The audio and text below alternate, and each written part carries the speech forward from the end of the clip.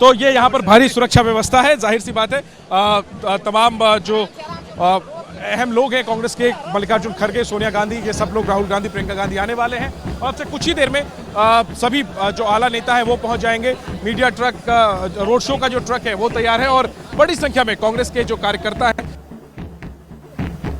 नेता पाने के लिए और उनके समर्थन में, उनके रोड शो में शरीक होने के लिए, नामांकन के रोड शो में यहां पर इकट्ठे हैं। देखना यही है कि 2 बार यहां पर राहुल गांधी ने बड़ी जीत हासिल है।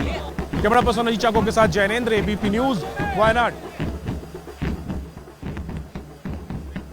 कुछ ही देर में यहाँ पर प्रियंका गांधी, राहुल गांधी पहुंचने वाले हैं। एक बार फिर से आपको लिए चलेंगे जैनेंद्र के पास जो वायनाड में ही मौजूद हैं। फिलहाल कितने उत्साहित कांग्रेस कार्यकर्ता, ये आपने जाना जैनेंद्र की इस रिपोर्ट से। और आइए अब जरा आशीष का रुख करते हैं और समझते हैं आशीष से वो रणनीति जिसके तहत राहुल गांधी सीट खाली करते हैं और कांग्रेस की तरफ से प्रियंका गांधी के नाम का ऐलान किया जाता है। और महत्वपूर्ण इसलिए क्योंकि चुनावी राजनीति में ये एंट्री है आशीष जो प्रियंका करने जा रही है वायनाड सीट से। जी हाँ, बिल्कुल। गांधी परिवार के लिए बहुत बड़ी बात है, पूरे कांग्रेस पार्टी के लिए बहुत बड़ी बात है कि प्रियंका गांधी, जिनको लेकर के रोमाना आप देख रही हैं, अरसे से कांग्रेस में डिमांड होती रही कि सक्रिय राजनीति में आ जाए। बहुत वक्त लगा उनको सक्रिय राजनीति में आने में। उसके बाद पार्टी में आई, बतौर महासचिव उन्होंने अलग अलग राज्यों का कार्यभार भी संभाला और उसके बाद फाइनली जब उत्तर प्रदेश में थोड़ी सी सकारात्मक रिजल्ट्स आई कांग्रेस के पक्ष में, उसके बाद यह निर्णय किया गया कि राहुल गांधी को जिस तरह से स्मृति ईरानी ने हराया था अमेठी में, उसके बाद उनको उत्तर प्रदेश छोड़ करके जाना पड़ा था, वापस राहुल गांधी को वहीं पर रहने दिया जाए। जबकि ये ऑप्शन था गांधी परिवार के सामने कि इस सीट से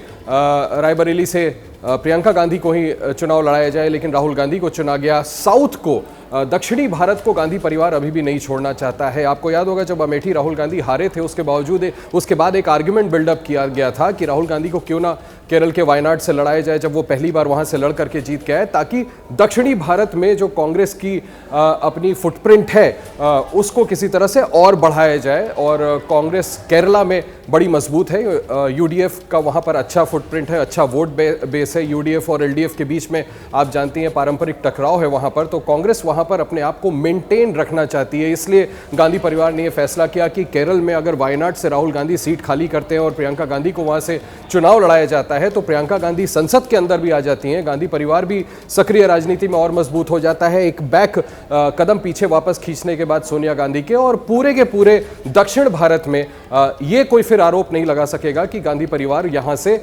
आकर के जब वो अमेठी हारते हैं तो यहां पर एक सेकंड उसकी तरह ट्रीट किया जाता है और उसके बाद यहां से वापस चले जाते हैं उत्तर प्रदेश में अगर जरा सी रे ऑफ होप दिखाई देती है। इस वजह से प्रियंका गांधी को वहां पर रखा गया ताकि दक्षिणी भारत में, जैसे मैंने आपसे कहा, कि कांग्रेस एक तरह से अपना फुटप्रिंट मजबूत करे। अलग अलग राज्यों में इसका असर जा सकता है, हमने पहले भी चुनाव में देखा है। और जैसा मैं आपसे कह रहा था कि केरला में बहुत मजबूत है कांग्रेस पार्टी, पारंपरिक लड़ाई यूडीएफ और एलडीएफ के बीच में ही होती है। इन सभी बातों को ध्यान में रख करके प्रियंका गांधी को वायनाड से इस बार चुनाव लड़ाया जा रहा है, जब सोनिया गांधी ने सक्रिय राजनीति से, भले ही वो राज्यसभा में है, लेकिन एक्टिव इलेक्टोरल पॉलिटिक्स से जब उन्होंने अपने कदम वापस खींचे हैं, तो प्रियंका गांधी को यहां से चुनाव लड़ाया जा रहा है। बहुत बड़ा पैराडाइम मूव है ये कांग्रेस पार्टी के लिए। लोग उनकी तुलना करते हैं इंदिरा गांधी से, कांग्रेस के खास करके कार्यकर्ता और समर्थक जितने, वो कहते हैं कि इंदिरा गांधी की छवि प्रियंका गांधी में दिखती है। अब वो सक्रिय राजनीति में आ जाएंगी, संसद में अपनी भूमिका निभाएंगी।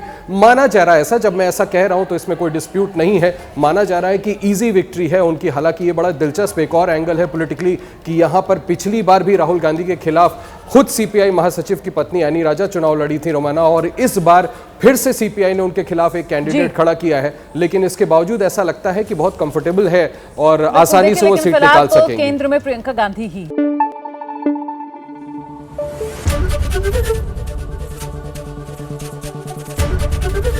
एबीपी न्यूज आपको रखे आगे।